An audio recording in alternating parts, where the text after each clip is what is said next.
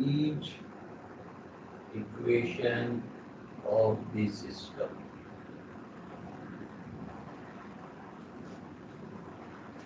जी क्या बोल रहे? मैं दोबारा रिकॉर्डिंग शुरू कर दी है।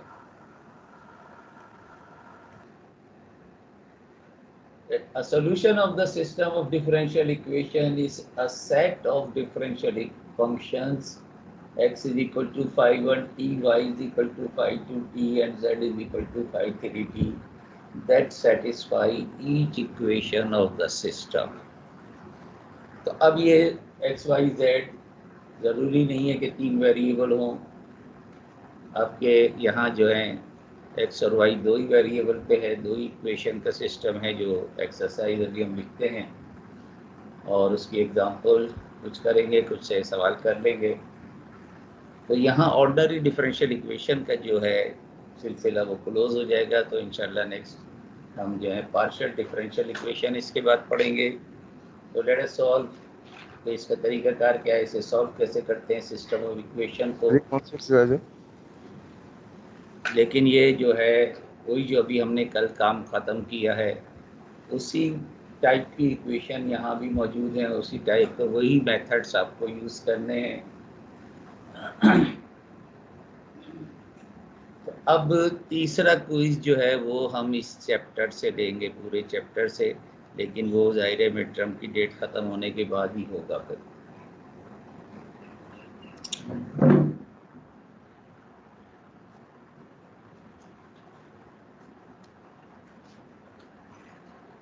एग्जाम्पल 1 है, एज है इसका 181। Solve the system. Solve dx with us d plus 2y is equal to 0, एक इक्वेशन है, and d minus 3x minus 2y is equal to 0। तो ये आप देखेंगे x is a function of t, function of t है, and y is also function of t।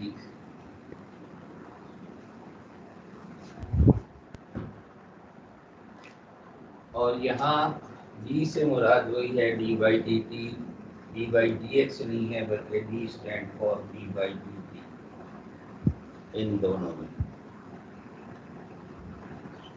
तो अभी इस सिस्टम ऑफ इक्वेशन को सॉल्व करना है। मेथड एलिमिनेशन का, किसी एक वेरिएबल को x या y को एलिमिनेट कर दो। तो बेहतर है कि यहाँ पर हम देख रहे हैं कि सेकंड टर्म जो है दोनों की, एक में प्लस है एक में माइनस है, तो उनके कोफिशिएंट इक्वेट करके और ऐड कर दोगे तो y एलिमिनेट हो जाएगा। तो इक्वेशन 1 को 2 से मल्टीप्लाई कर दें और इक्वेशन 2 को d प्लस 2 से मल्टीप्लाई कर दें। तो multiply equation 1 by 2, equation 1 multiply by 2 imply 2dx plus 2d plus 2y is equal to 0। अच्छा ये वो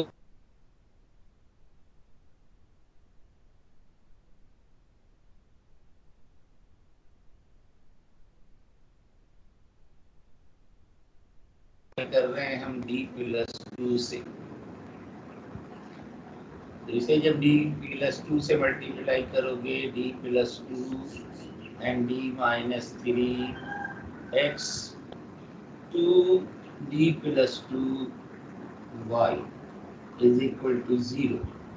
ऐड करोगे तो जाहिर है ये टर्म कैंसिल हो जाएगी और आपके पास आ जाएगा d स्क्वायर, ये मैं इसको मल्टीप्लाई करके लिख रहा हूँ, माइनस d माइनस 6 तो यहाँ से आया और प्लस 2d ऊपर मौजूद है। सर जी जी बोले सर, ये 5 चैप्टर है क्या? ये वही चैप्टर चल रहा है, अभी 4 चैप्टर भी चल रहा है। फोर्थ चैप्टर की आखिरी एक्सरसाइज, फोर्थ चैप्टर में तो आखिरी नहीं है, लेकिन जो हम करेंगे अभी वो एक्सरसाइज करेंगे। तो पेज नंबर मैंने लिख दिया 181। लीनियर डिफरेंशियल इक्वेशन का जो आर्टिकल था वो कल हमने ख़त्म किया था। अब ये उसकी एक तरह से system of linear differential equation है। तो ये हमने y को एलिमिनेट कर दिया, और चूँकि सेकंड में ई स्क्वायर आ रहा था इसलिए पहले उसको मल्टीप्लाई करके लिख दिए दोनों ब्रैकेट को, और उसमें ऊपर वाला 2d ऐड कर दिया है। तो this is homogeneous differential equation in x and t. t is the independent variable here. x and y both are dependent variable. Sir ji बोलें। सर ये आपने ऊपर ये कौन सी x equals to F of T Y equals to G of T, ये क्या लिखा हुआ सर? ये मैंने फंक्शन लिखा है कि x is a function of t, y is a function of t. So x and y both are function of t. और क्योंकि कल तक हम d लिख रहे थे d by dt dx को, और कल ही हमने लिखा था डेल्टा d by dt को, क्योंकि वो दो मिडिल वेरिएबल आ गया था तो उसे हमने d के अलावा कोई और सिंबल यूज़ किया था। लेकिन अब क्योंकि हम t is the independent variable, लिहाजा d जो है हम d by dt को हम d कह रहे हैं, तो dx का मतलब dx अपॉन dt, dy का मतलब dy अपॉन dt। सर ये डेफिनेशन समझा देगा ये सिस्टम ऑफ। डेफिनेशन तो अभी जब हम सवाल कर रहे हैं, जो सॉल्यूशन आएगा वो सॉल्यूशन किसे कहते हैं, ये तो डिफरेंशियल इक्वेशन जब शुरू किया था जब की बात है कि सॉल्यूशन होता वो ये जो उस डिफरेंशियल इक्वेशन को सेटिस्फाई करे। तो यहाँ भी यही है कि ये दो किस्म के फंक्शन आएंगे। जाहिर है अब ये एक्स में है तो एक सॉल्यूशन यहाँ से आएगा और एक सॉल्यूशन इसी तरह से वाई से आएगा। तो ये दोनों सॉल्यूशन उसको, उन दोनों इक्वेशन को सेटिस्फाई करना चाहिए, तो हम उसे सॉल्यूशन कहेंगे। वो यही लिखा हुआ है कि डेफिनेशन के डिफरेंशिएबल फंक्शन हो ये जो है एक्स एंड वाई, और जब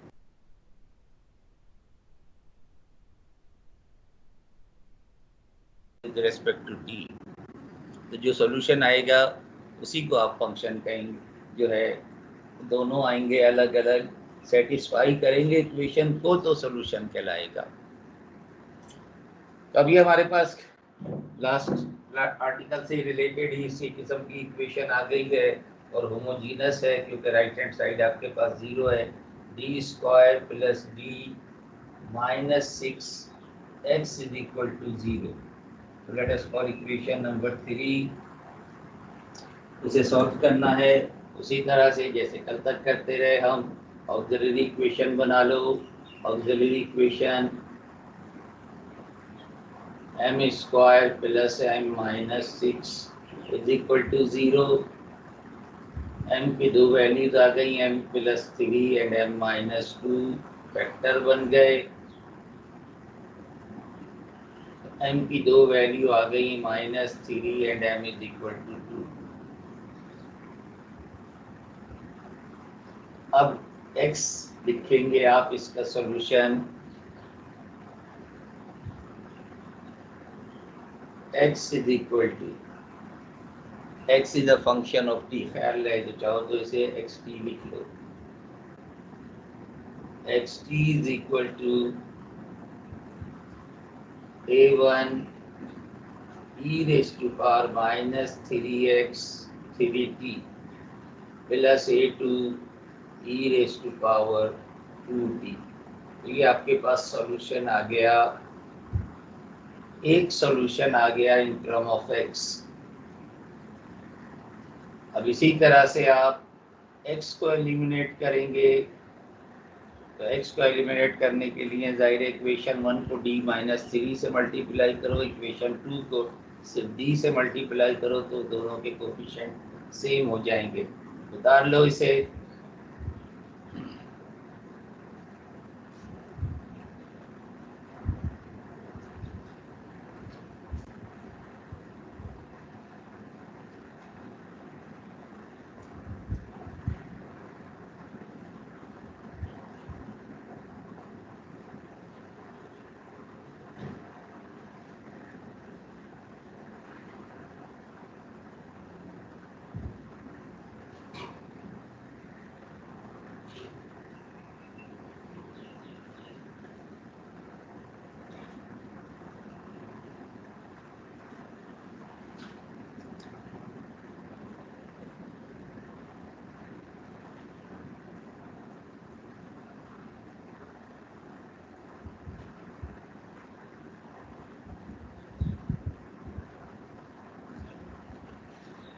Now multiply equation 1 by this d minus 3.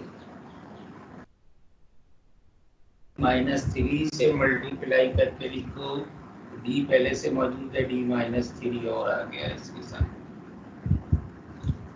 Plus d plus 2 पहले से मौजूद है, d माइनस 3 और आ गया, और y is equal to 0।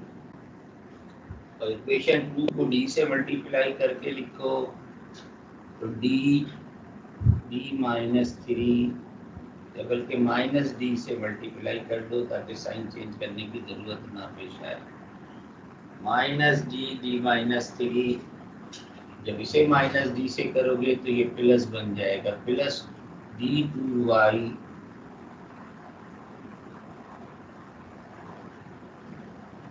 Is equal to 0। Sign change करने की हमें ज़रूरत नहीं है, हमने माइनस डी से मल्टीप्लाई कर दिया है इसे, तो ये कैंसिल हो जाएगा। और अब आपके पास मल्टीप्लाई करके लिखोगे तो D square minus D and minus 6 यहाँ से आया, और 2d यहाँ से आया, y इज इक्वल टू 0। तो फाइनली वी हैव d स्क्वायर plus d minus 6 is equal to 0, y is equal to 0। अब ये जो इक्वेशन आई है इसमें चूंकि हमने x को एलिमिनेट किया है तो ये y में आई है, और वही इक्वेशन आई है जो पहले आ चुकी है। तो यहाँ सिर्फ ये है फर्क, x की बजाय y है।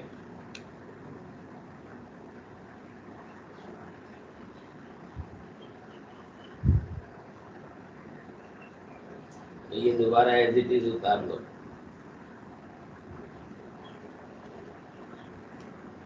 और यहाँ जब सॉल्यूशन आ जाएगा वो y की फॉर्म में आएगा, y of t is equal to a3 e raise to power minus 3x plus a4 e raise to power 2x। Let us call equation number 6। ये सब ये देने तो कोई हट नहीं।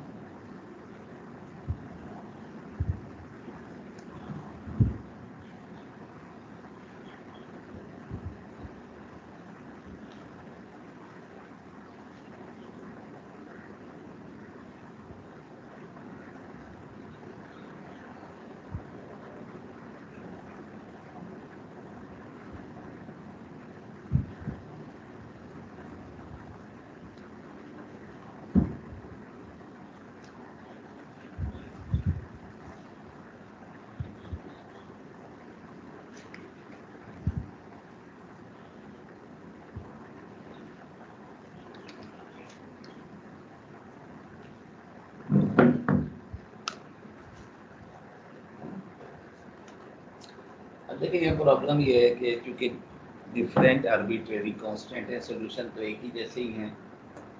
ये टी लिखो भाई, क्या लिख दिया मैंने,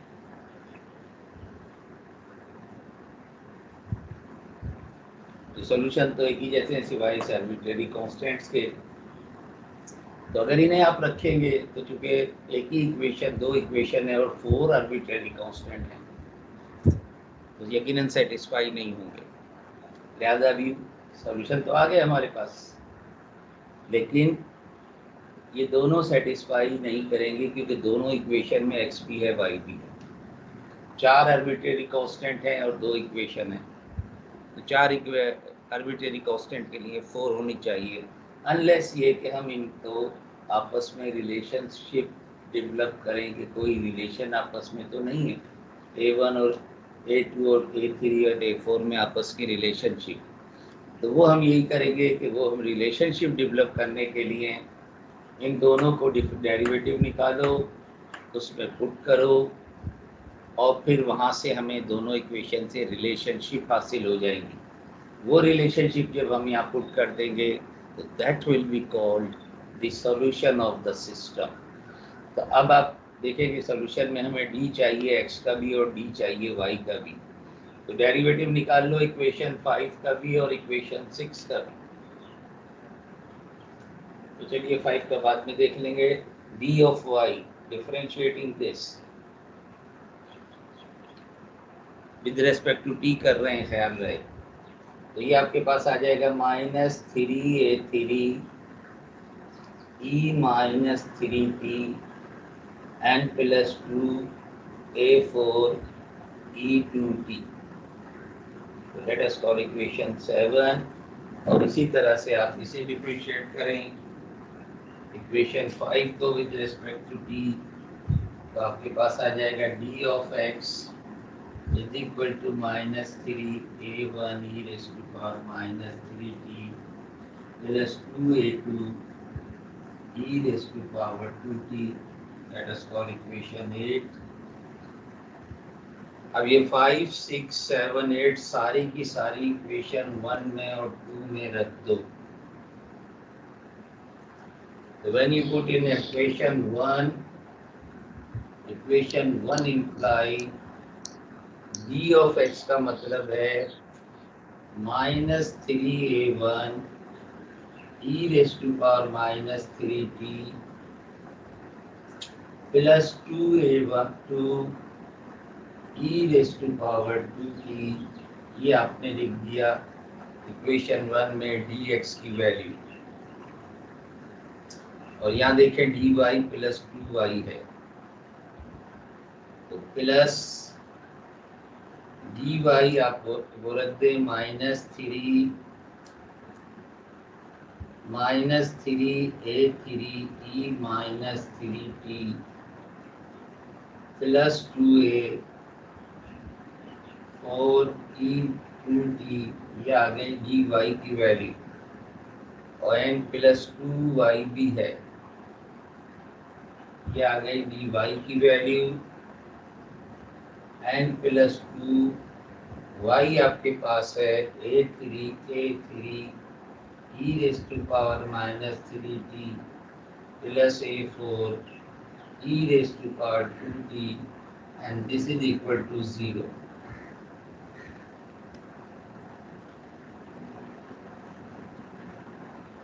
सर जी बोले। सर जहाँ हमने ये इक्वेशन 1 और इक्वेशन 2 को जहाँ हमने सब्ट्रैक्ट करा है जी सर, और जो इसका आंसर आ रहा है नीचे d² - d - 6, सर एक दफ़ा चेक कर लीजिएगा, मेरे पास डिफरेंट आ रहा है। मेरे पास शायद d² - 3d - 6 आ रहा है। हाँ -3d एक के दफ़ा साथ टैली करके मुझे बता दीजिएगा। प्लस 2d भी तो आएगा भाई। ये तो d से मल्टीप्लाई करोगे जब आप, तो d² - 3d और -6, तो इन दोनों को मल्टीप्लाई, तो 2 को d से मल्टीप्लाई नहीं करोगे। सर वो करके ही आ रहा है ना, वो बन रहा था d² + 2d - 3d - 6।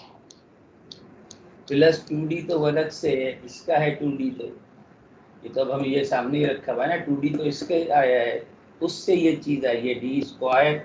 ये d² है plus d - 6 plus D sir नहीं है, एक minus plus d - 6 minus D है, -d - 6। अब बल्कि ये d ऐड होके प्लस हो गया। हाँ बोले, अब क्या कह रहे हैं? सर सर मैं कह रहा हूँ सर, एक दफ़ा साइड में सिंपलीफाई करके दिखा देंगे सर, मेरा कॉन्सेप्ट क्लियर हो जाएगा। नहीं भाई, ये कह रहे हो ना तुम, ये जो आ रहा है, ये जो ऐड होके आ रहा है कि इन दोनों को मल्टीप्लाई करके आ रहा है ना। गूगल में क्या देखने से मल्टीप्लाई नहीं कर सकते? तो मैंने तो एक स्टेप छोड़ दिया है। d² - 3d + 2d - 6 ये आएगा जब दोनों ब्रैकेट ओपन करोगे तो ये दोनों ऐड होके क्या आएंगे? -d आएगा ना। तो इसमें सही है गूगल सर। का, हाँ सही है, थैंक यू सर, शायद मेरी मिस्टेक थी, सॉरी। तो ये दो ब्रैकेट को मल्टीप्लाई करने के लिए भी गूगल में जाओगे, तो ये मैंने डायरेक्ट लिख दिया था कि -d, और इसके फैक्टर भी डायरेक्ट इसीलिए बना रहा था मैं। क्या अब ये +d हो गया, जो इसके फैक्टर आएंगे तो वो अब ये माइनस हो जाएगा, ये प्लस हो जाएगा। जो फैक्टर बने वो दूसरे बने। Thank you sir. चलिए अब सेकंड को पहले तो इसको जरा सिंपलीफाई कर लें, क्योंकि मुझे जगह चाहिए, दूसरी इक्वेशन में मिटाना नहीं चाह रहा, तो लिहाजा यहीं लिख रहा हूँ मैं इसे। इस सवाल को करने के लिए जाहिर है बोर्ड छोटा है। अब इसको मैं सिंपलीफाई यहाँ कर रहा हूँ। देखें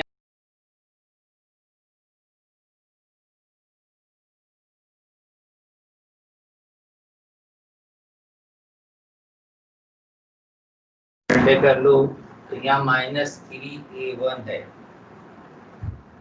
ये मैंने लिख लिया। यहाँ -3A3 है, ये भी मैंने लिख लिया। और यहाँ +2A3 है। तो ये e⁻³ के सारे कोफिशिएंट इकट्ठे कर लिए। इसी तरह से +e2t के सारे कोफिशिएंट इकट्ठे कर लो। तो e2t के इकट्ठे करोगे तो 2A2 है पहली वाली में, इसमें जो है आपके पास +2A4 है, और यहाँ पर आपके पास अगेन +2A4 है, and this is equal to 0। तो जो काम कल कर रहे थे हम, सिमिलर कोफिशिएंट दोनों साइड से कंपेयर कर लो, comparing coefficient of similar term, comparing coefficient of similar term. तो e⁻³ के जब कोफिशिएंट कंपेयर करोगे तो ये हमारे पास है 3A1 and -A3 and this is equal to 0। तो A3 की वैल्यू यहाँ से आ जाएगी in term of A1 -3A1। तो इस तरह से हम A3 को इससे रिप्लेस कर देंगे।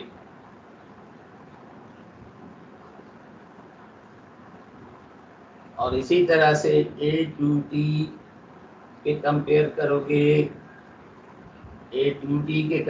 करोगे, तो ये आपके पास है 2A2 + 4A4 is equal to 0।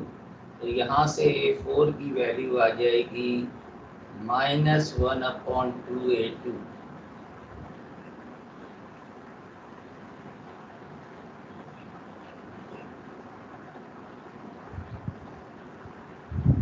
तो in term of A1 and A2, A3 और A4 की वैल्यूज हमारे पास आ गई। तो ये जो इक्वेशन नंबर 6 थी, यानी इक्वेशन नंबर 5 तो ऐसे ही रहेगी, इक्वेशन नंबर 6 जो है उसमें तब्दीली कर दें। Equation number 6 can be written as, पहले चले इक्वेशन 5 लिख लेते हैं। तो x is equal to A1 e⁻³ plus A2 e⁻²t। और इक्वेशन 6 में जब आप रिप्लेस करोगे A3 को -3A1 से, e⁻³ and -1/2A2 e2t। तो ये जो आया पेयर ऑफ द सॉल्यूशन, ये दो इक्वेशन जो आपके पास आई, now you have 2 arbitrary constant and 2 equation. अब ये जो है इसे हम कहेंगे सॉल्यूशन ऑफ द सिस्टम, क्योंकि ये सेटिस्फाई करेगा कांस्टेंट रह गई है। पहले हमारे पास 2 इक्वेशंस थी, इसी किस्म की थी, यही थी इनफैक्ट, लेकिन A3 और A4 था, तो 4 आर्बिट्रेरी कांस्टेंट थे जो सेटिस्फाई नहीं होते। अब जब इसे रखेंगे आप इक्वेशन 1 और 2 में, that will satisfy each equation of the system.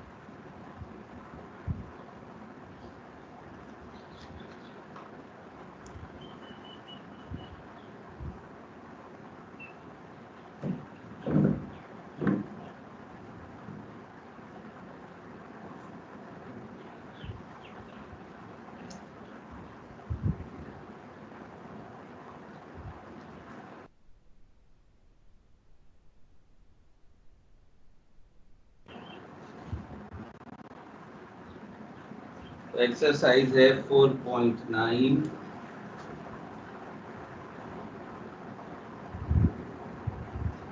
Page number है 184 और इसमें क्वेश्चन नंबर 1 से लेके कहाँ तक करने में बताता हूँ।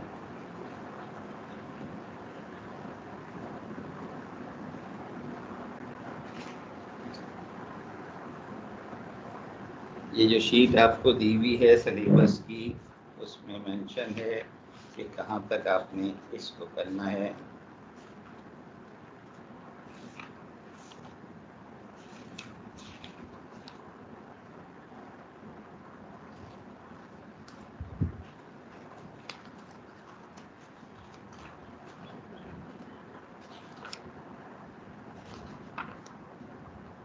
पार्शियल डिफरेंशियल इक्वेशन से पहले देखिए आप एक्सरसाइज, इसमें 4.8 मेंशन है। ये 4.8 जो है, ये दो एडिशन चूँकि ज़िल के हैं, एक जो आपकी लाइब्रेरी में मौजूद है जिसे इंटरनेशनल एडिशन कहलाता है, तो वहाँ पर ये एक्सरसाइज है 4.8।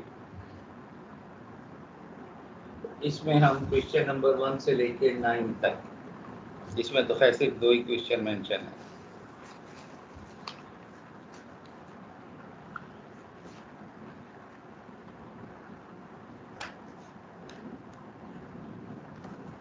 ये क्वेश्चन 1 हम लिख रहे हैं, question number 1, dx upon dt is equal to 2x minus y। एक इक्वेशन। दूसरी इक्वेशन है dy by dt is equal to just x।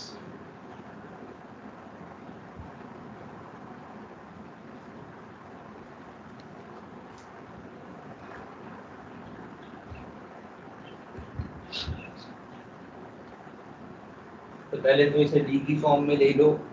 Question number 1 को d of x minus 2x plus y is equal to 0। तो आप देखें कि we can write this as d minus 2x plus y is equal to 0। Let us write equation number 3।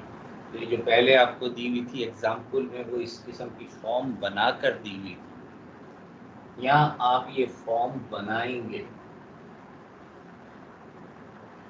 तो x और y जो है वो एक साइड पर है।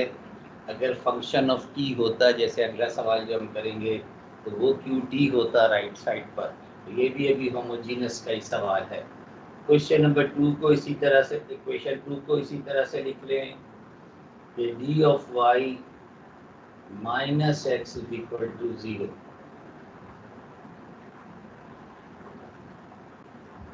और अब आपको वही करना है कि आप देखें कि ये इक्वेशन 3 है जिसके साथ d माइनस 2 है और x के साथ यहाँ माइनस 1 है।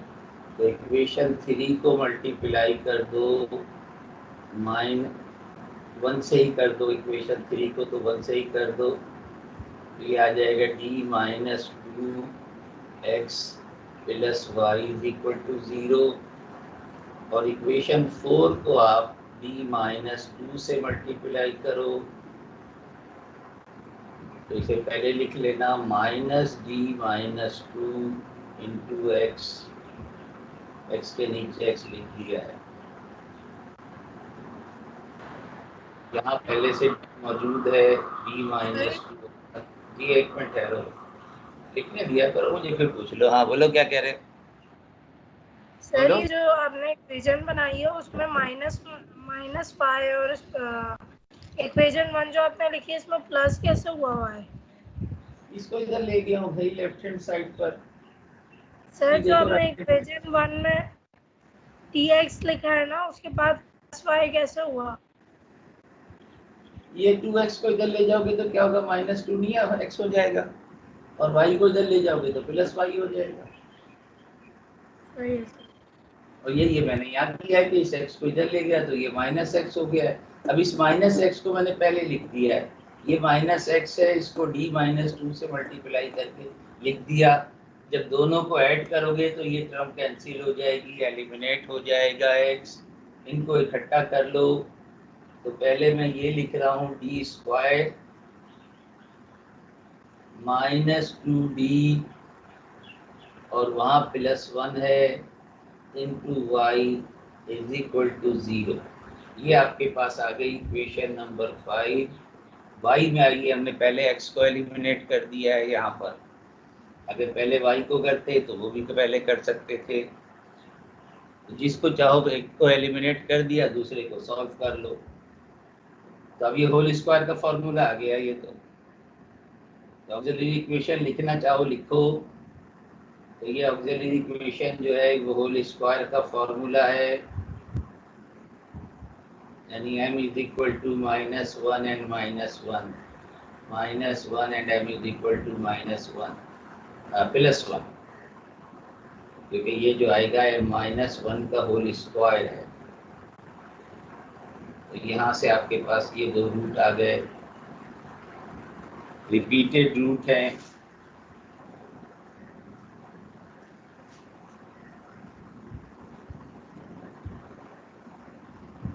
तो आपके पास y ऑफ t, या सिर्फ y लिख दो, y ऑफ t आ जाएगा आपके पास a1 t plus a2 e raise to power minus t। ये आ गया आपके पास सॉल्यूशन।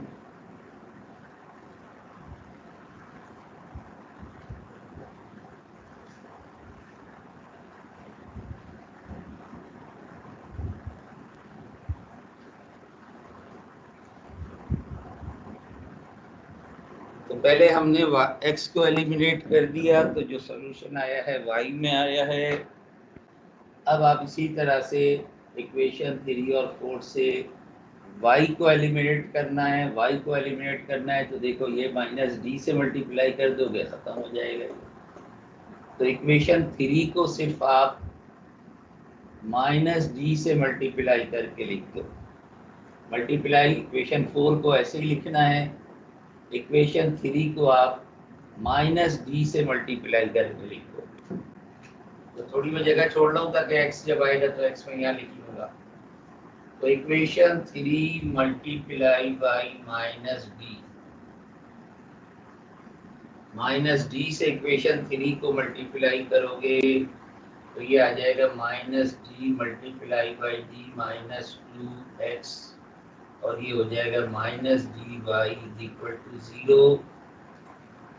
और इक्वेशन 4 को जस्ट 1 से मल्टीप्लाई कर दो, तो ये x यहाँ पहले लिख रहा हूँ मैं, -x इक्वेशन 4 का, और जब 1 से मल्टीप्लाई करोगे इक्वेशन 4 को तो ये प्लस का dy ही रहेगा। तो यहाँ से ये दोनों कैंसिल हो जाएंगे, और अब आप जब इन्हें इकट्ठा करोगे तो ओपन करो इसको, तो -d को अंदर ले जाओ तो -d² प्लस 2d एंड ये -1 into x is equal to 0।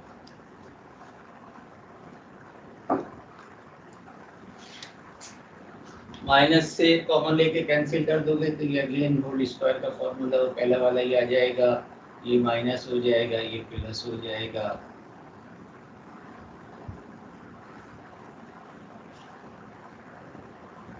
Through out minus से हमने डिवाइड कर दिया है, and again auxiliary equation is m² minus 2m plus 1 is equal to 0, and this implies again we have -1 and -1.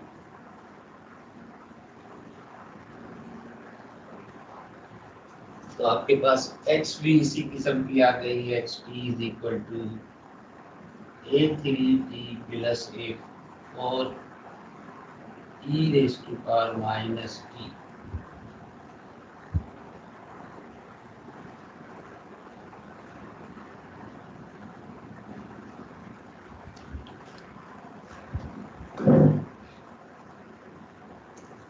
Again same problem कि आपके पास 4 arbitrary constants हैं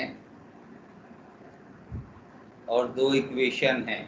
तो वही काम जो सॉल्व्ड एग्जाम्पल में किया था वो अब हमें करना है, डेरिवेटिव निकाल के इक्वेशन 3 और 4 में या किसी एक भी इक्वेशन में पुट कर दोगे तो मसला हल हो जाएगा।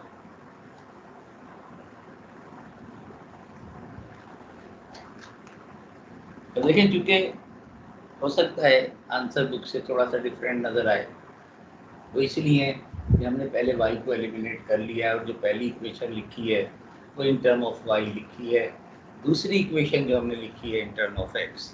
अगर पहले आप equation x term of x लिखते तो हो सकता है बुक में आगे पीछे, यानी वो कोफिशिएंट जो पहले वाले के साथ आने चाहिए वो दूसरे के साथ आ रहे हों और दूसरे वाले के पहले वाले के साथ आ रहे हों। तो ये इस वजह से कि हमने पहले x को एलिमिनेट कर दिया था, अब हमने y को एलिमिनेट किया है, क्योंकि हम A3 और A4 को रिप्लेस करेंगे in term of A1 and A2। तो again differentiate equation number 6 and then 7। तो पहले 6 को डिफरेंशिएट कर लो। Differentiating equation 6 with respect to t.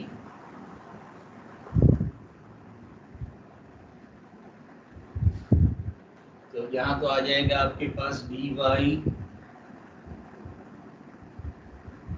is equal to u into v का फॉर्मूला a1t प्लस a2 को आपने ऐसे ही रखा, इसका derivative minus e minus T, अब e माइनस टी को ऐसे ही रखा, इसका डेरिवेटिव a1।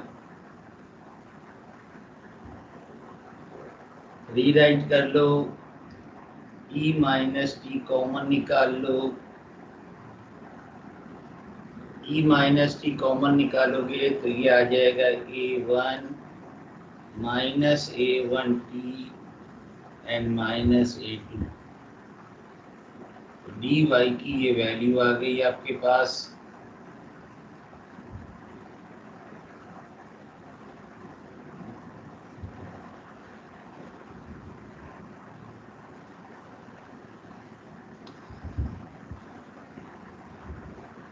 देखें dy जो है इक्वेशन 4 में मौजूद है,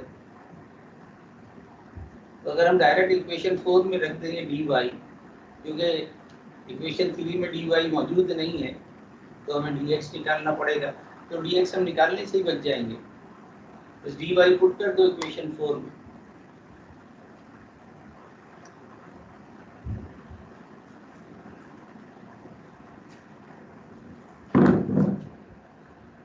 Put in equation 4. So equation 4 implies dy की वैल्यू ये है आपके पास e minus T multiply by a1 minus a1t minus a2 and then we have minus x। x आपके पास है a3 t plus a4 e raised to power minus t is equal to 0। अब यहाँ से दो किस्म के फैक्टर हैं, एक तो है टी माइनस टी, इसको इकट्ठा कर लो तो ई माइनस टी का फैक्टर ये है माइनस a1, इसमें माइनस a1 है और इसमें माइनस a3 है, प्लस सिर्फ ई माइनस टी का फैक्टर इकट्ठे कर लो तो ये पहले वाले ब्रैकेट में a1 माइनस a2 है और दूसरे वाले ब्रैकेट में माइनस a4 है and this is equal to 0।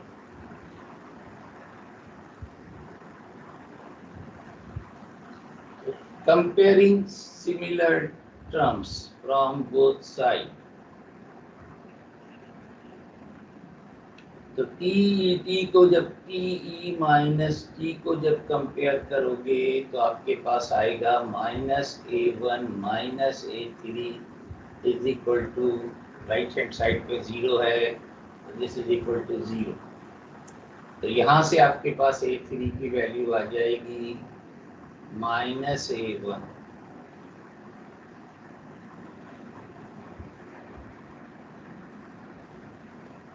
अब जब e माइनस टी के कोफिशिएंट कंपेयर करोगे तो यहाँ आपके पास मौजूद है a1 minus a2 and minus A4 right hand side पे 0, तो यहाँ से A4 की वैल्यू आपके पास आ जाएगी A1 minus A2।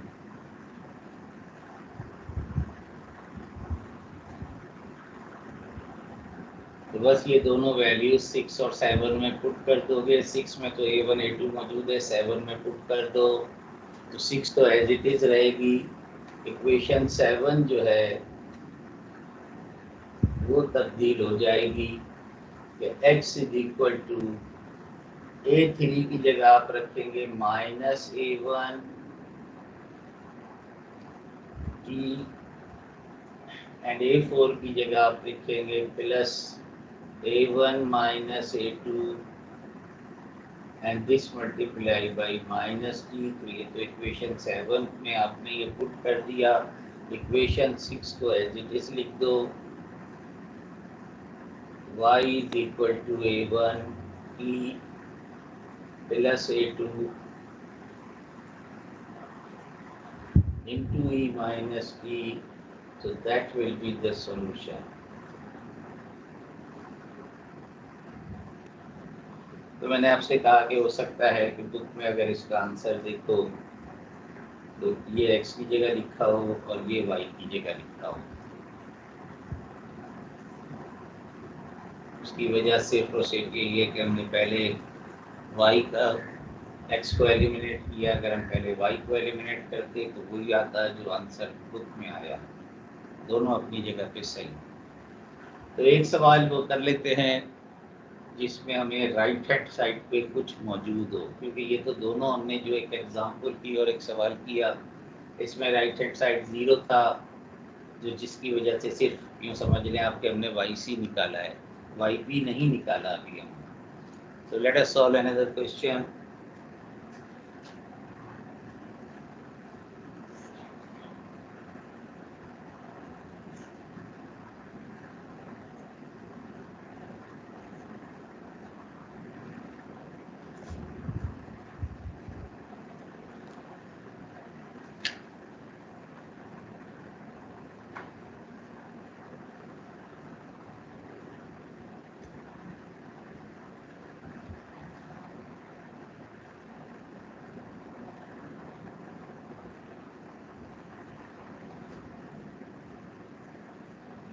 Question number 7.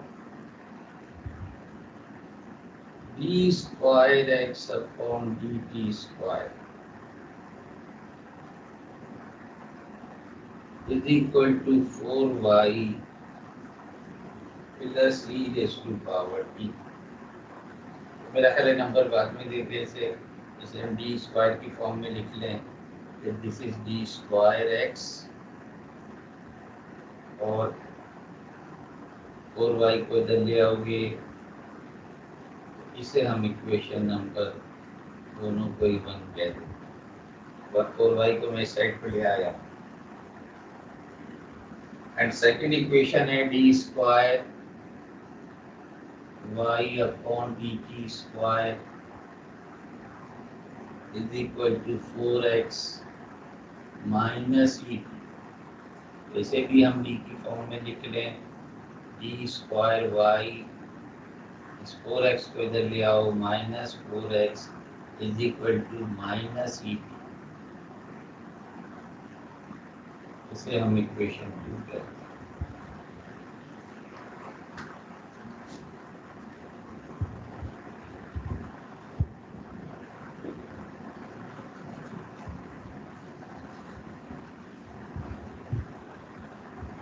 तो आप देखेंगे एक जगह पे आपके पास डी स्क्वायर एक्स है और दूसरे में माइनस 4x है, तो इसी तरह से माइनस 4y है और डी स्क्वायर वाई है। तो पहला काम तो वही करना है कि एलिमिनेट कर दो। एलिमिनेट करने के लिए पहले y को एलिमिनेट कर लेते हैं ताकि वो बुक वाला आंसर का कंफ्यूजन ना हो। तो पहले y को एलिमिनेट कर लेते हैं हम। तो इक्वेशन 1 को मल्टीप्लाई कर दो डी स्क्वायर से 4d, क्योंकि यहाँ 4 है तो 4d स्क्वायर से कर दो, 4d स्क्वायर से। इक्वेशन 1 को नहीं, इक्वेशन 1 को डी स्क्वायर से करेंगे, 4 तो उसके साथ है, वो यहाँ आना चाहिए। इक्वेशन 1 को डी स्क्वायर से मल्टीप्लाई कर रहे हैं, that will become d4x minus 4d square y is equal to D square dt। तो इक्वेशन 1 को डी स्क्वायर से मल्टीप्लाई करके लिख दिया हमने। इक्वेशन 2 को हम डी स्क्वायर यहाँ मौजूद है 4 से मल्टीप्लाई करके लिख दो। पहले हम ये लिख लेते हैं -16x, फिर इसको लिख लेते हैं प्लस 4d स्क्वायर y, और जब 4 से मल्टीप्लाई कर रहे हो तो ये बन जाएगा -4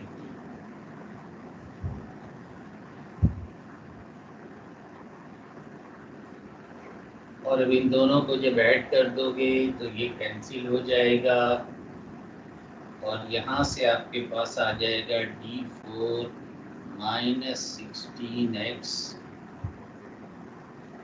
और इस तरफ आपके पास है second order derivative of E T, D square of E T. एक दफ़ा डेरिवेटिव दोगे तो ई टी ही रहेगा, एक दफ़ा और डेरिवेटिव दोगे तो ई टी ही रहेगा। तो इसका मतलब है जस्ट ई टी और ये -4 ई टी, तो ये आ गया आपके पास -3 ई टी। तो लेट मी राइट, दोबारा लिख देते हैं इसे, d4 -16x is equal to -3et, equation number 3।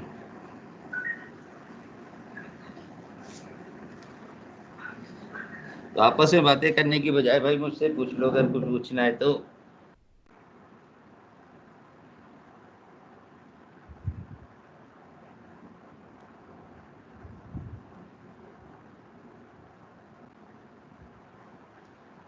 अब ये जो इक्वेशन 3 आई है इसे सॉल्व करना है, तो आप देख रहे हैं कि इसमें राइट हैंड साइड भी मौजूद है। तो अब आपको इसे नॉन होमोजीनस है तो YC भी XC भी निकालना होगा और XP भी निकालना होगा। इसी तरह से दूसरा जब हम करेंगे तो YC भी निकालेंगे और YP भी निकालेंगे।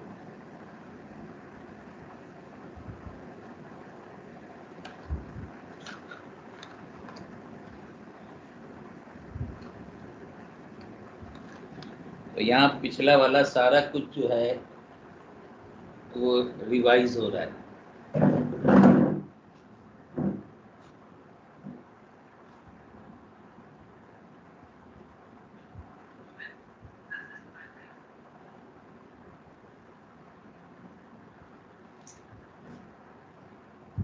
So, अब रिड्यूस इक्वेशन, तो इससे पहले हमें रिड्यूस इक्वेशन की जरूरत नहीं पड़ी थी। d4x is equal to 0, auxiliary equation m4 -16 is equal to 0, factor बनाओगे तो m square -4 m square plus 4, जाहिर है फोर्थ ऑर्डर डिफरेंशियल इक्वेशन है। तो m इज इक्वल टू +-2, तो पहले फैक्टर से आ गया, m +-2 आयोटा दूसरे फैक्टर से आ गया, तो आपके पास xc आ जाएगा complementary function. xc is equal to a1 e⁻²x plus a2 e⁻²x, और ये ज़ाहिर कॉम्प्लेक्स रूट हैं, तो a3 sin x नहीं t m plus a4 cos 2t। तो ये आपके पास आ गई, let me call equation number 4।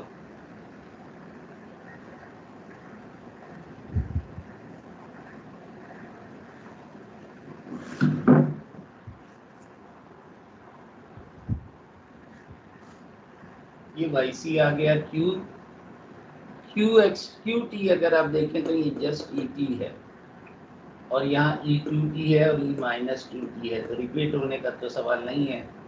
तो इसलिए बेहतर है कि पहले वाली टेक्निक से ही हम वाई सी एक्स सी निकाल लें। तो again consider equation number 3, X P कह लें आप उसे, X P is equal to 1/d square minus 16 into minus 3 et. Here f of d is d square minus 16 and b is 1. f of 1 निकालो, b की जगह 1 put कर दो, ये आ जाएगा -15 नॉट इक्वल टू 0।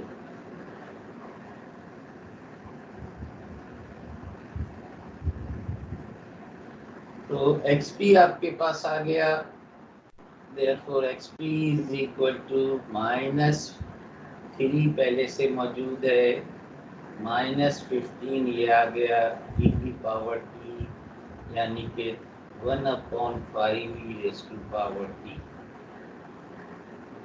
तो दोनों को ऐड कर दोगे तो x आ जाएगा।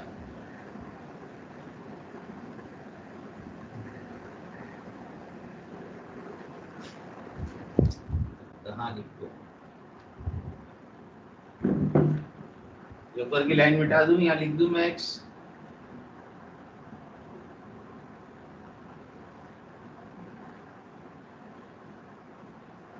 Therefore x is equal to, x कहो या xt कहो,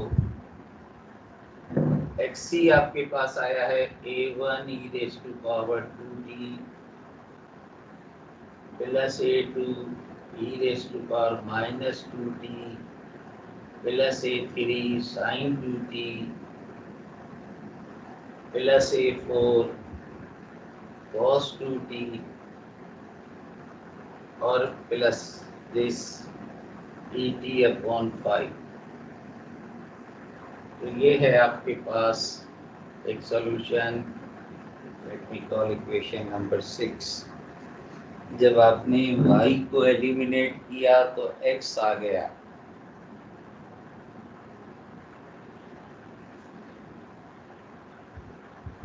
now you have to eliminate x।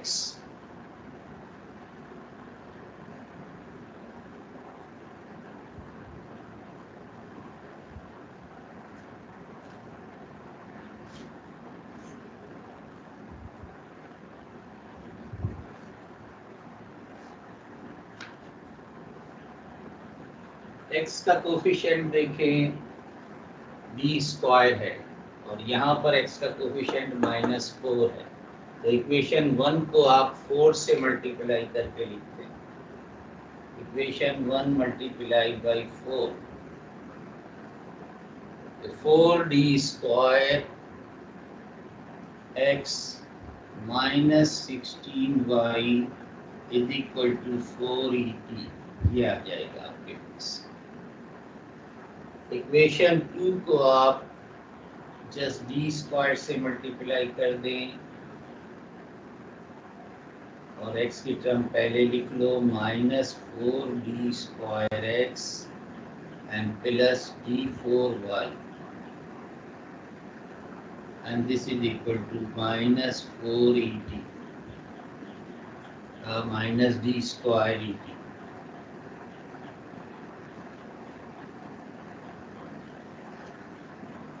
तो जब ऐड करोगे तो ये दोनों कैंसिल हो जाएंगे and again you will get the similar type of equation in y। Again देखो ये 4et है और जब 2 दफ़ा डिफरेंशिएट करोगे तो चलो मैं लिख दूँ, एक दफ़ा डिफरेंशिएट कर दिया, एक दफ़ा और डिफरेंशिएट कर दोगे तो et आएगा और जब इन दोनों को ऐड करोगे तो 3et आ जाएगा।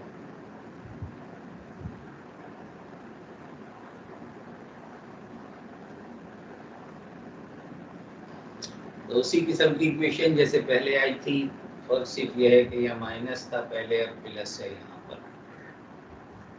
तो रिड्यूस इक्वेशन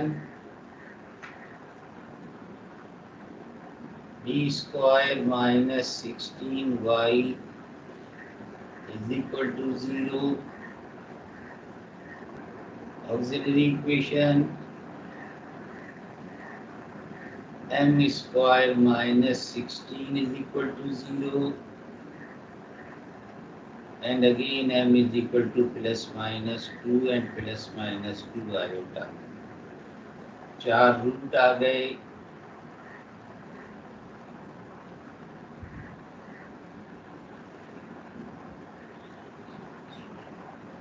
वही 4 रूट हैं जो पहले आए थे.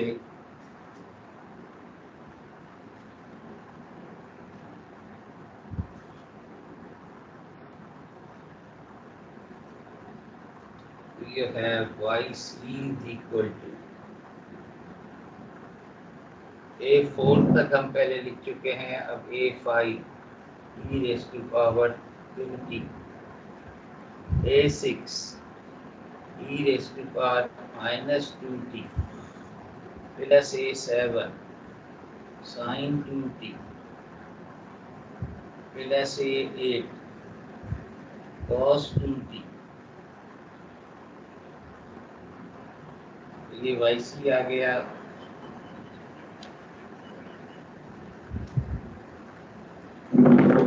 सिर्फ वहाँ पर फर्क जो है वो ये माइनस है और वहाँ प्लस है. x की जगह y भी लिख लो और इसी चीज़ को दोबारा उतार दो.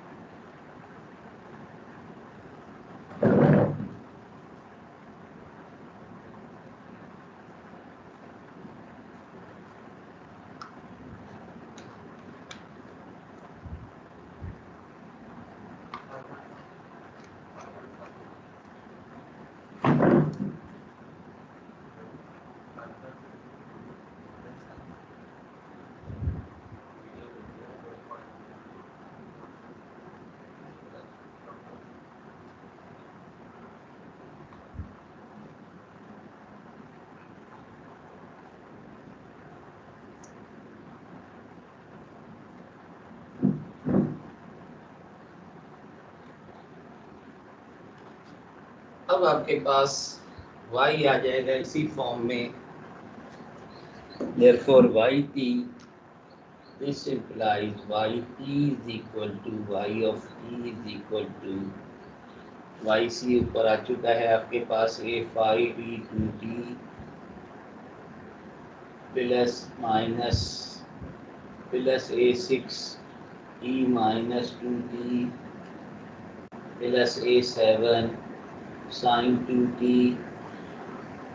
प्लस a8 cos 2t और ये उसमें ऐड करते हैं माइनस 1/5 et.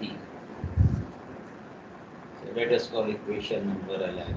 तो ये आपके पास सॉल्यूशन आ गया इन टर्म ऑफ y. अब इन टर्म ऑफ x आपके पास 4 आर्बिट्ररी कांस्टेंट हैं और यहाँ भी 4 आर्बिट्ररी कांस्टेंट हैं. तो यहाँ से आप चूँकि a5 वगैरह तो आप इसे डिफरेंशिएट कर लो, उसे रहने दो. किसी भी इक्वेशन में जिसमें d के साथ y है, सेकंड इक्वेशन में है d के साथ y, तो सेकंड ऑर्डर डेरिवेटिव इसका निकाल के वहाँ पुट कर दोगे इक्वेशन 2 में, तो जाहिर है कि रिलेशन आ जाएगी a1 a2 a3 a4 की a5 a6 a7 a8 के साथ. तो डिफरेंशिएट करना है इसे 2 टाइम्स. इक्वेशन 11 को हम 2 मरतबा डिफरेंशिएट कर रहे हैं.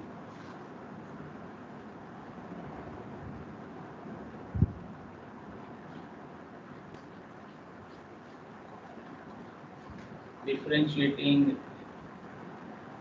Equation 11 with respect to t.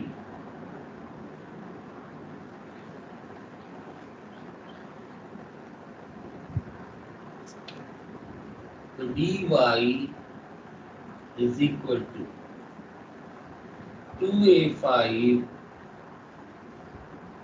e2t minus 2a6 e minus 2t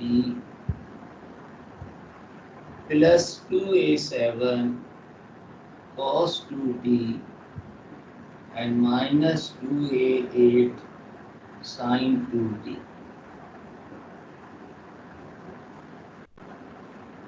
एक दफा डिफरेंशिएट किया और बाद में ये भी है -1/5 et.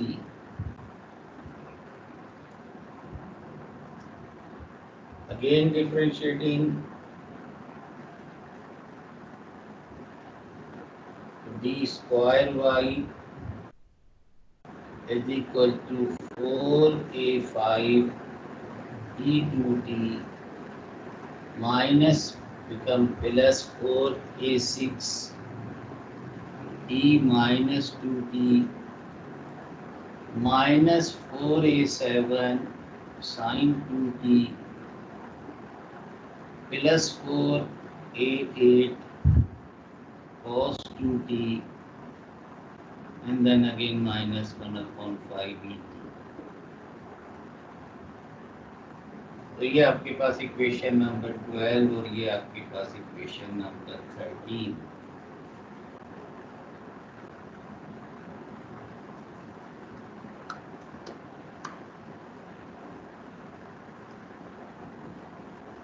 अब ये इक्वेशन 13 को इक्वेशन 2 में पुट कर दो और x की वैल्यू तो आपके पास इक्वेशन 6 में मौजूद है.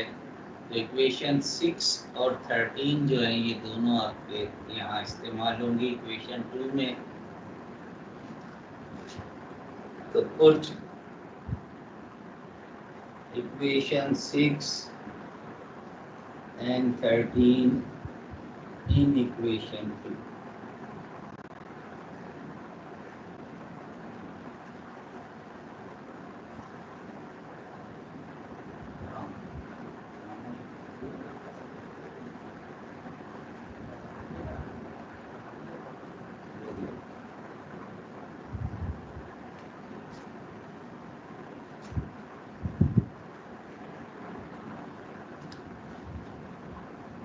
Equation 2 imply D square Y आपके पास ये है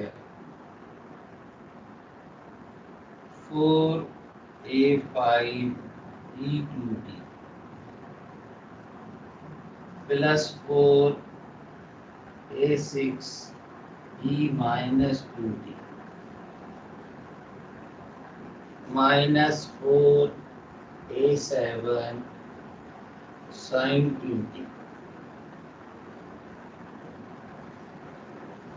plus 4a8 cos 2t and then minus 1/5 et. ये है आपके पास इक्वेशन 13 इक्वेशन 2 में रख दिया.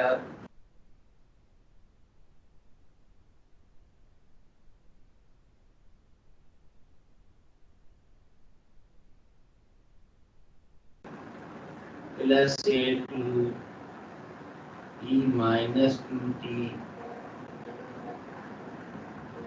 प्लस a4 बल्कि a3 के साथ साइन है तो साइन के नीचे साइन लिख देते हैं a3 sin 2t plus a4 cos 2t and plus et/5 या 1/5 et and this is equal to 0. This is equal to 0 नहीं है ये है. This is equal to e raised to power minus e minus e raised to power t. तो यहाँ हमने equation 2 में साथ दोनों वैल्यूज रख दी और अब इनको सिमिलर टर्म इकट्ठी करनी है.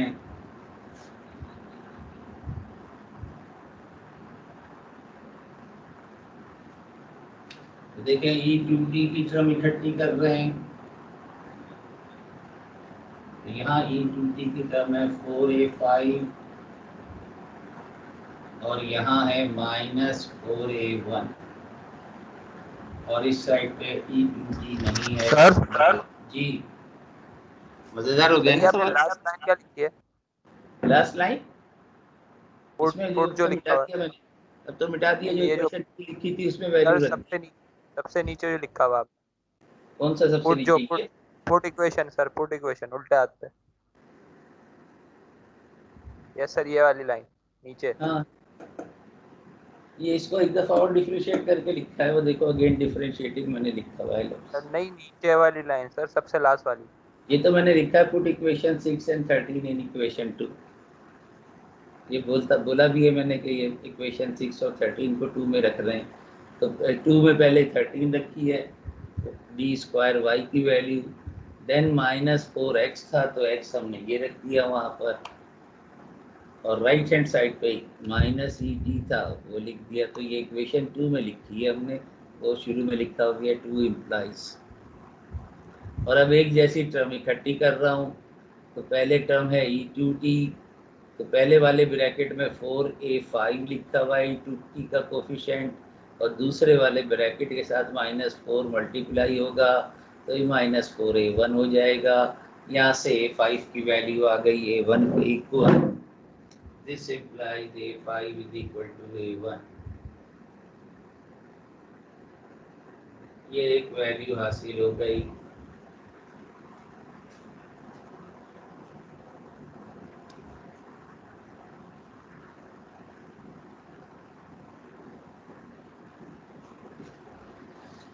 इसी तरह से अब e-2t के को -2t का यहाँ है 4a6, और जब ये मल्टीप्लाई होगा तो ये -4a2, and again right hand side पे e-2t नहीं है तो 0 के इक्वल। तो यहाँ से a6 की वैल्यू हासिल हो जाएगी a2 के इक्वल।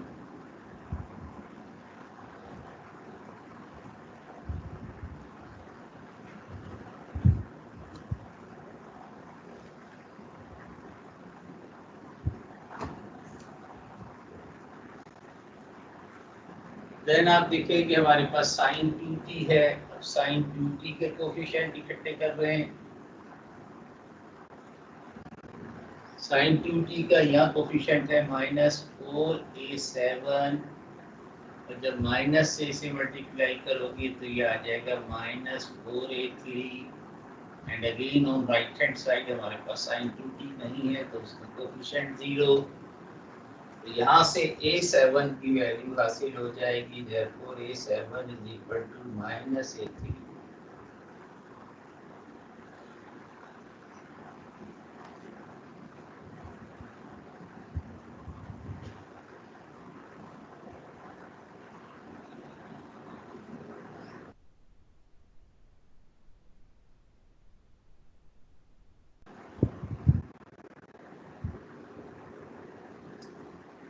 और cos 2t,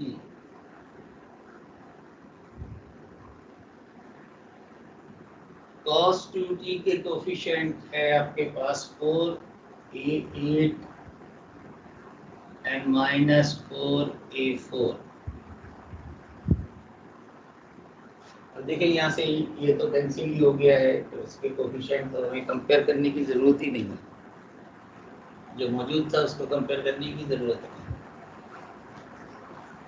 तो यहाँ आपके पास आ जाएगा this implies a8 is equal to a4। तो बस ये चारों रिलेशन आपके पास हासिल हो गई, बल्कि -4 से मल्टीप्लाई हो रहा है, वो ऐसे कैंसिल होता है, ऐसे कैंसिल नहीं होता।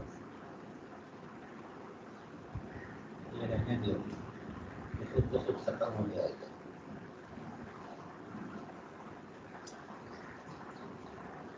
तो अब ये जो रह गया, ये क्या रह गया, e का कोफिशिएंट क्या रह गया? लेफ्ट हैंड साइड पे आपके पास है -1/5, और जब इससे मल्टीप्लाई करोगे ये -4/5, और यहाँ पर -1 है तो ये सेटिस्फाई हो गया, -1 इज इक्वल टू -1। वैसे अगर हम इसे सिंप्लीफाई करके लिखते तो ये टी कैंसिल ही हो जाता।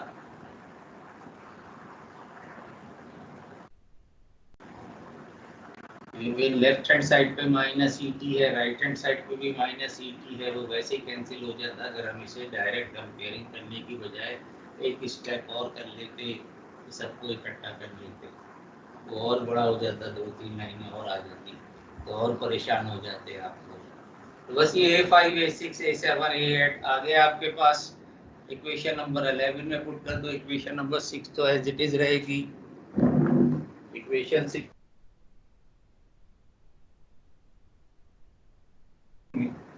11 में ये वैल्यूज पुट करते हैं, therefore y is equal to A5 है A1 के बराबर, तो A1 E2 A6 है A2 के बराबर, E माइनस 2t, A7 है माइनस A3 के बराबर,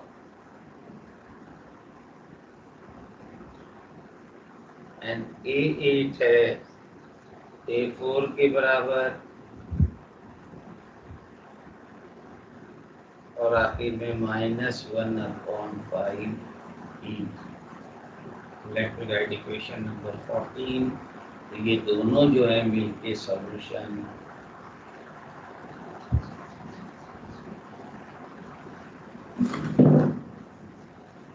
ऐसे ही बताओ। सर जी बोलें। सर आपसे असाइनमेंट की बात करनी है। असाइनमेंट जो मैंने कह दिया है वो कह दिया है, जिसे जमा सर कराना आपने है तो कराए, डाला जिसे नहीं था तो इसलिए कराना पता वो, नहीं चला। जिसे जमा नहीं कराना वो छोड़ दे। सर इस आपको तरह मिड से कैसे पहले होगा? 40 डेडलाइन देनी सवाल चाहिए ना सर। आपने मिड टर्म सब नहीं दिया हुआ है, आपके भी तो 10 मैंने सवाल आप अलग से, वो भी इतनी मुश्किल से हो रहा है। था कि मैं इस तरह अनाउंस नहीं होगा। आखिरी एक्सरसाइज कराने के बाद मैं अनाउंस कर दूंगा कि कब जमा कराना है। साथ साथ जमा कराते रहो जाके। शुरू में सब कुछ मैं बता चुका हूँ और एक दफ़ा नहीं 10 दफ़ा बता चुका हूँ। जून में भी बताया है बार सर बार मिड मैंने टर्म के आपको। बाद अगर आप दे दें, मिड टर्म के बाद तक का टाइम दे दें। अगर ओके सर, अभी नेक्स्ट क्लास भी वीक हो रही है के रोजाना, फिर लास्ट रोजाना डे रात में तक मेरे पढ़ना भी पास होता आ है। जाएगा तो नंबर मिल जाएंगे, नहीं आएगा और ये मैं पहले सर बता लाइट चुका कहाँ हूँ। पर है? तो सर आप डायरेक्टर डेडलाइन डेडलाइन साहब चेंज ने सर। ये भी कह दिया है कि अगर दो असाइनमेंट एक जैसे भी हों तो दोनों को 0 दे देना। ये भी कह चुका हूँ मैं आपको। जब मीटिंग हुई थी डायरेक्टर साहब ने सबको के साथ मीटिंग की थी तो ये कहा था कि अगर 2 असाइनमेंट एक जैसे देखो तो दोनों को 0 दे देना। सर तो मैथ्स नेक्स्ट तो वीक एक में जैसी आपके होती है तक लेकिन मुझे असाइनमेंट पहुँच जाना चाहिए। सर आप डेडलाइन चेंज कर दो। बस डेडलाइन दे दी है मैंने। मैं भी देखता हूँ कि इस नेक्स्ट वीक में सैटरडे किस दिन आ रहा है। सर नेक्स्ट वीक का नहीं हो सकता, मिड्स की डेडलाइन है, हम किस तरह करेंगे? नहीं हो सकता। तो ना करो भाई, जिसने करना है वो ठीक कर है, लेगा, जिसने नहीं करना ना करे। ठीक है। सर नेक्स्ट मिड्स वीक के का लिए जो है मिड्स में 19 ने है, भी हमें 19 असाइनमेंट है या संडे। किसी भी टीचर ने हमें 19 तक असाइनमेंट मेरे नहीं दिया पास है। आ जाए आपका सबके असाइनमेंट। assignment सर 25 बारिश से हो रही है, पहले लाइट थे। नहीं है सर, कैसे करें? मिड्स के लिए टाइम नहीं मिल रहा, 5 बजे तक तो क्लासेस ले रहे हैं सर। मिड के बाद सर डेडलाइन लगा दें सर। 19 तक असाइनमेंट मेरे पास आ जाना चाहिए। That's all. आज के लिए इतना सर काफी है। ऐसे हैं, हमें किसी ने भी असाइनमेंट ना मिड से पहले हमें मिले थे तो वो हमने सबमिट कर दिए थे, आप और जो हमें मिड्स के बाद मिले हम वो मिड्स के बाद ही कर सकते हैं। हम मिड्स में किस तरह करें सर? इतने मिड्स में वैसे ही इतने सारे क्वेश्चन होते हैं। मिड के बाद आपको क्या मिला है? कितनी सर एक्सरसाइज मिड के हमें अनाउंसमेंट के बाद की है आपको? सर किसी टीचर ने भी हमें असाइनमेंट नहीं दिया हुआ अभी। Yes sir. तो ना दिया हो, मैं दे रहा हूँ आपको। दूसरे सर टीचर तो पे डिपेंड 40 करता है। सवाल मैंने आपको मार्च में दिया था, फिर रिपीट किया जून में, दोबारा कहा, फिर सर मैंने आपने सबके सर लास्ट तो में आप हमें डेडलाइन तो लगाते हैं मिड टर्म से किसी को पहले, सर तो हम आपने सबमिट मार्च कर में ही देते। बताया था डेडलाइन ये खाली। लगाई थी। उस टाइम ये भी कहा था कि जब ये हम खत्म कर लेंगे उसके बाद मैं आपको 1 हफ्ते का टाइम दूंगा। सर वो आपने लास्ट वीक सर बताया। तो ये सर आपको टीचर साथ साथ 3 शिफ्ट असाइनमेंट का डाल देते हैं, मतलब उसके असाइनमेंट साथ आते हैं साथ 3 शिफ्ट करते डालेंगे रहो। असाइनमेंट। सर तो मिड्स में तो ना करें ना, अभी मिड्स कौन सा इतना आसान है, गूगल से कॉपी पेस्ट थोड़ी करना है सर हमने। इतने मुश्किलों से हो रहा है सर मिड्स, तो उसके लिए कहाँ से टाइम मिलेगा? मिड में 10 पार्ट हैं, वो पार्ट फाइनल एग्जाम में ये पार्ट बनते हैं। 5 सवाल, 3 घंटे का टाइम होता है फाइनल एग्जाम में आपके पास। 5 सवाल, ये 6 सवाल सॉल्व करने के लिए। तो जाहिर है कि ये पहला चैप्टर जो मैंने पहला असाइनमेंट दिया है वो तो मैं जून में ख़त्म करा चुका हूँ, जून के शुरू में ख़त्म करा दिया था। सर आप और मिड से पहले ले लेते तो वो सब तो कर ठीक है, लेते लेकिन तो। हमारे पास टाइम नहीं है ना ये सर। चैप्टर जो है वो मैंने मिड में शामिल, इसमें असाइनमेंट में शामिल नहीं किया है।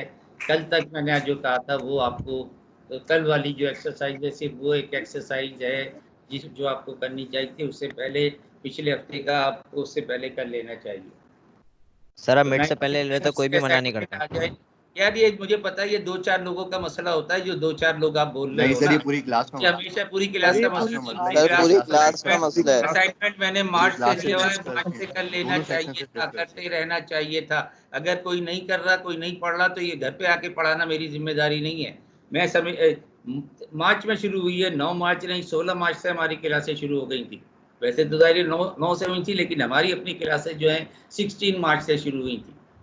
तो 16 मार्च से लेके और अभी तक आपके पास महीनों गुजर गए, आप सोते रहो तो सोते रहो यार। सर आपने 19 आज तक मेरे पास बताया था कि मैं असाइनमेंट 19 दे रहा हूँ तक और मेरे एक पास हफ्ते का टाइम दूंगा, आपने इससे पहले हमें नहीं बताया था। अगर आप जून के स्टार्ट में हाँ। बता देते तो हम लोग थोड़े थोड़े क्वेश्चंस कर लेते। बिल्कुल एकदम से सर, अब मिड टर्म में याद दिला रहे हैं दोबारा से। चले गए सर।